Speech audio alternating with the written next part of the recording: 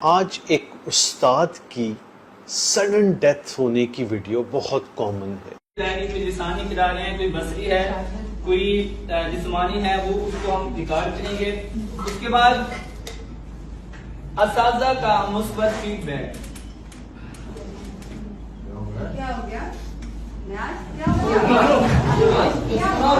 جی یہ heart attack نہیں بلکہ کارڈیک اریسٹ تھا، اور اگر وہاں موجود لوگوں کو یہ پتا ہوتا کہ سی پی آر یعنی کارڈیو پلمونری ریسسیٹیشن یا بی ایل ایس کیا ہوتا ہے اور یہ کیسے کیا جاتا ہے تو شاید یہ جان بچ سکتی تھی.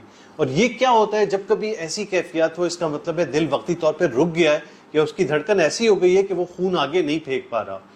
زندگی کو بحال رکھنے کے لیے ایسے ایک موقع پہ سی پی آر یعنی سینے پہ دباؤ دیا جاتا ہے. 1 منٹ میں 100 سے 120 مرتبہ اور اس کے ساتھ 2 سانس.